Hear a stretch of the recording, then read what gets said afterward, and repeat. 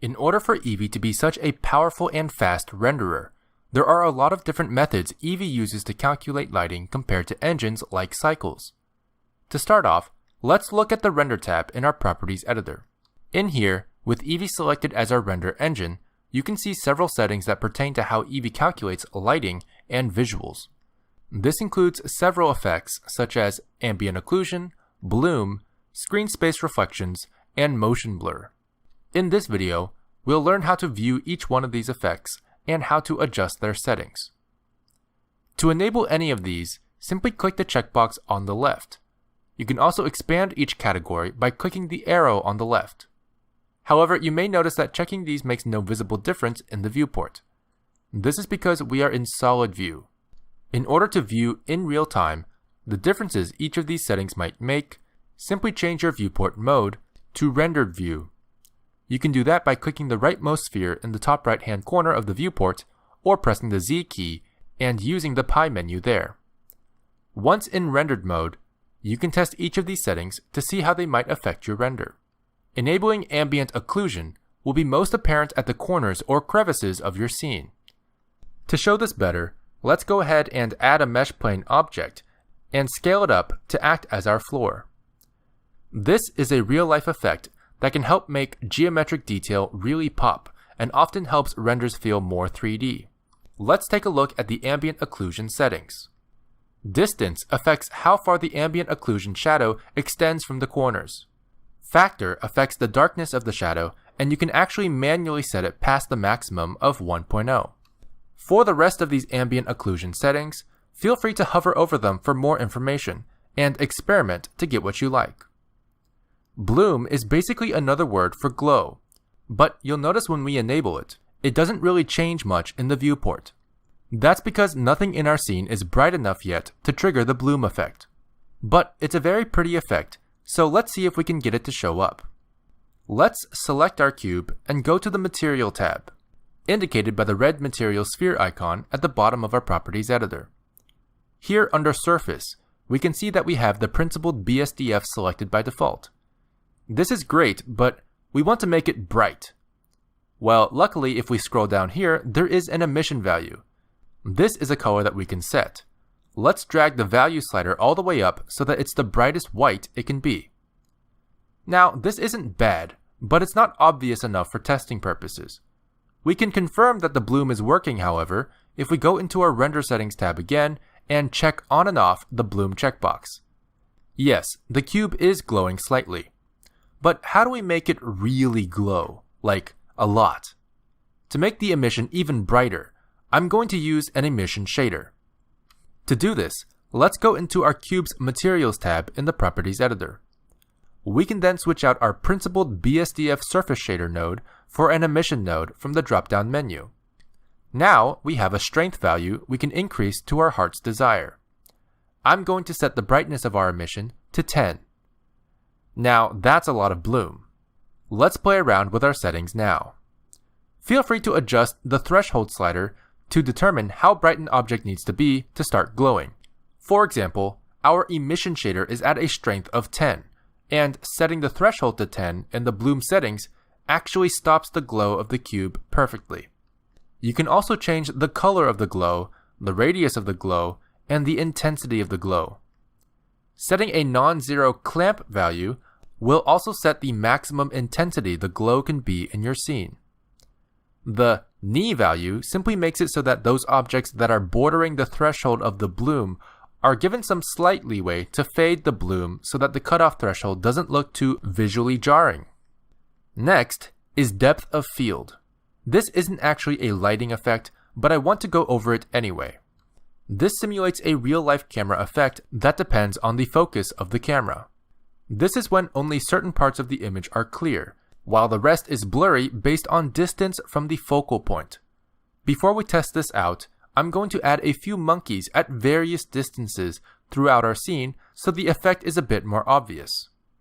However, unlike the other two settings before it, this does not have a checkbox. This is because the depth of field setting is enabled for each camera object individually, while this setting is simply a way to set max blur size for the effect. To turn on the depth of field effect, we have to select our active camera. Then go to the green camera icon tab in the Properties editor and check Depth of Field from there. However, we still don't see any huge blurriness or depth of field effects. That's because we still have to set the focal length for the camera itself. Let's simply left-click drag the focus distance down to around 1. But still nothing? That's because the depth of field effect is only visible through the eyes of the active camera. So let's simply click this camera icon to change our view. Hotkey users can press 0 on the number pad instead. There we go. As you can see, everything in the image is blurry due to them being far away from the focus point. If we drag our focus distance back up slowly by holding Shift while sliding the slider, we can see the focus point moving through the scene, as certain objects get clearer and blurrier. But where is this focus point in 3D space? Well, we can actually scroll down here and go to Viewport Display, then check Limits. If we go back into our perspective view and drag the focus distance again, you can see that we can very easily adjust the distance how we need to. One more setting that affects depth of field greatly is the f-stop value. The lower this number, the blurrier the image can potentially be. To get a very shallow depth of field, where only a small portion of your frame is clear, you want a smaller f-stop. For a deep depth of field, where many things are clear, you'll want a larger f-stop. Also, going back to our Render Settings tab, we can adjust the depth of field max size value to clamp the blur amount for render efficiency. But default values typically work fine. The subsurface scattering setting affects how subsurface scattering is calculated. With a similar samples option to the global samples, these settings overall increase or decrease the quality of the subsurface scattering calculations. We can add a quick subsurface scattering shader to our monkey here by simply selecting it, going to the Materials tab, and dragging the subsurface slider on our principled BSDF shader all the way up to max. Now, as you can see, the monkey has a soft skin-like texture.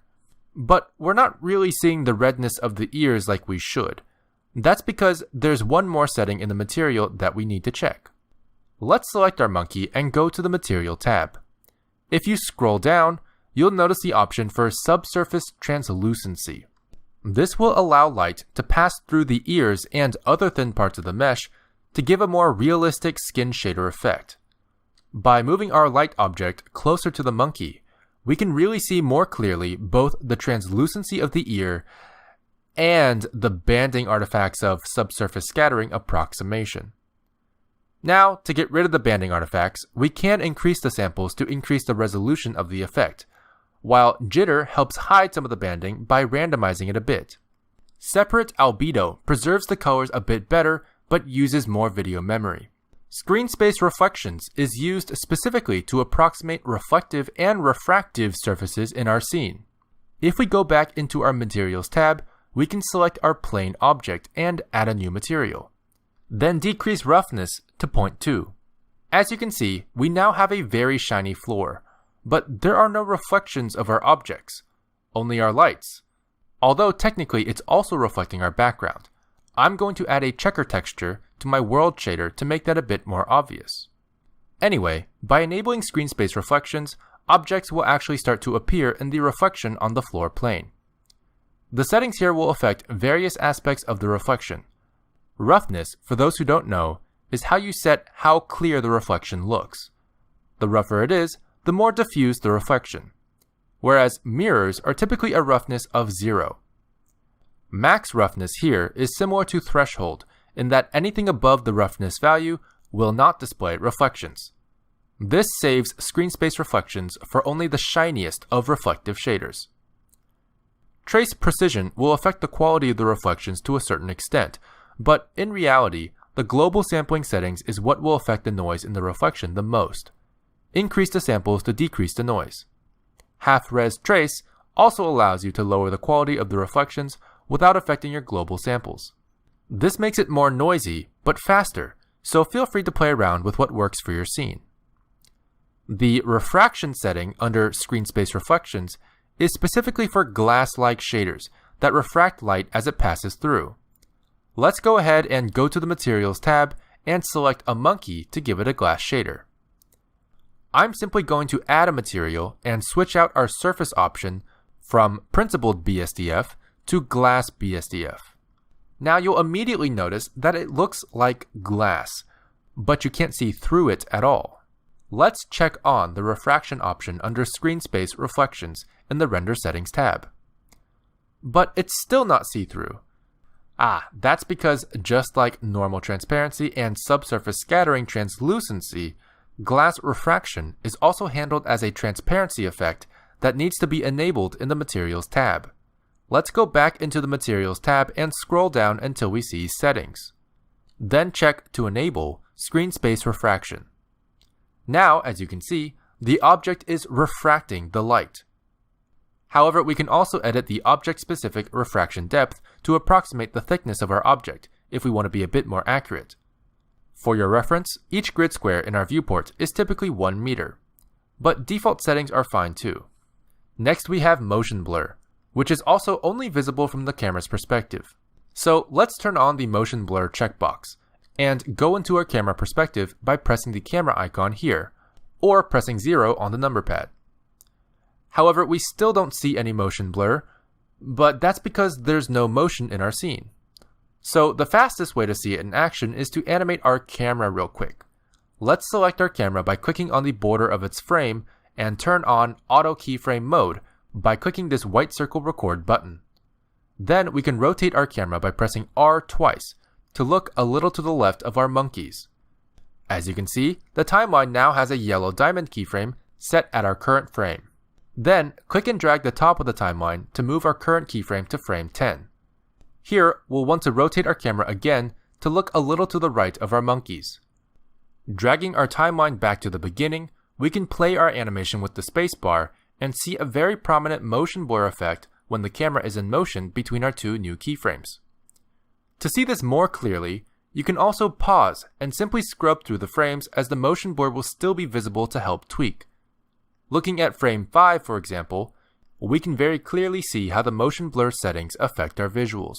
So now it's time to play with the settings. The shutter value affects the amount of blur, while the number of samples affect the quality of the blur. Volumetrics is a setting that affects how volumetric shaders look in our scene. If we expand this section, you'll see a few things that we can tweak. However, we don't currently have any volumetric shaders in our scene to test. So let's go ahead and add another cube from the Add menu. Then we can go into the Materials tab and switch out our principled BSDF for Remove. This will remove entirely our surface shader. Then we can expand the Volume section and select Volume Scatter from the dropdown. This will add a volumetric shader to our cube. To better illustrate what this does, let's scale our cube up to engulf our light object and maybe half our scene. You'll notice it really fogs up the place.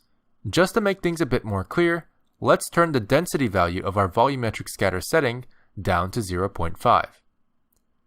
Nice. Now we can test out the volumetric settings in our Render Settings tab.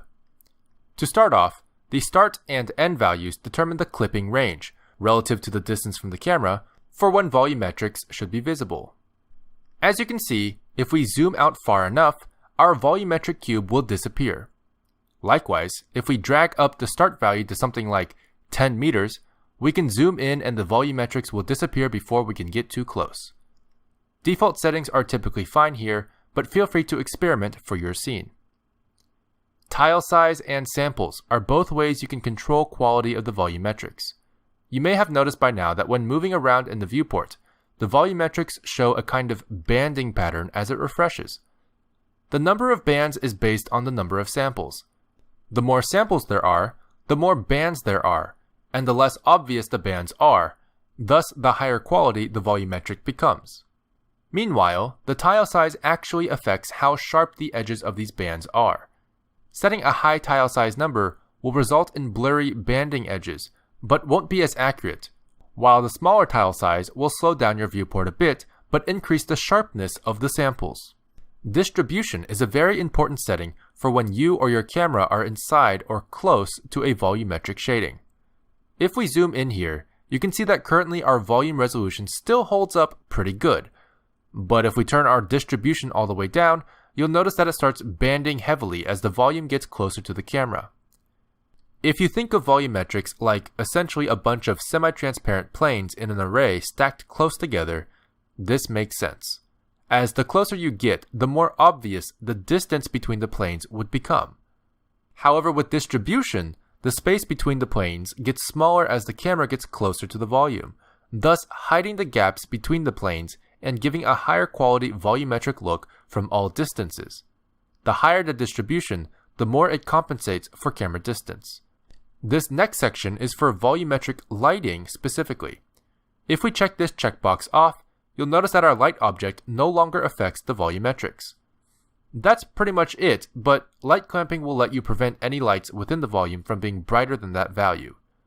A light clamping value of 0 simply means the clamping is turned off, allowing all light to persist in the volume. Volumetric shadows are basically shadows that are cast by the volumetric shader itself onto itself. These can get expensive, so use with caution, but feel free to experiment with it for your own scenes. The hair settings are specifically for hair particles and how they're rendered. The basic option is simply choosing between strand and strip. Strand is better for previewing, but stripped looks a lot prettier. Additional subdivisions can also help increase the smoothness of the hair's curves. Shadow settings can be adjusted here as well. The shadows of your scene can be calculated based on different methods in Eevee. ESM, or exponential shadow mapping, is the default, whereas VSM, or variance shadow mapping, can also be selected. You can read about the difference between these two in the official documentation in the description down below. Furthermore, cube size can visibly increase the quality of your shadows. This is basically resolution for your shadows. The higher the cube size, the higher resolution the shadows will look. Cascade size increases or decreases the detail of shadows specifically from sunlight. High bit depth can help increase quality as well, by reducing some artifacts that might persist at lower bit depths. Soft shadows randomizes the shadow maps to soften the edges of your shadows. And light threshold is an interesting setting, as it allows you to change the threshold at which shadows are calculated. Typically, a shadow is simply an area with little to no light. However, you can increase the threshold to define what little to no light really means. For example, if I increase this to 1, then any area with less light than the threshold will also be displayed as a shadow. Indirect lighting is a group of settings that refer specifically to the objects known as light probes. You may have seen these in the Add menu, but not understood what they do. In the Add menu, we can see there are currently 3 kinds of light probes: reflection cube map, reflection plane, and irradiance volume. Light probes are objects used to pre-calculate certain lighting effects, such as bounce lighting, reflections, and refraction.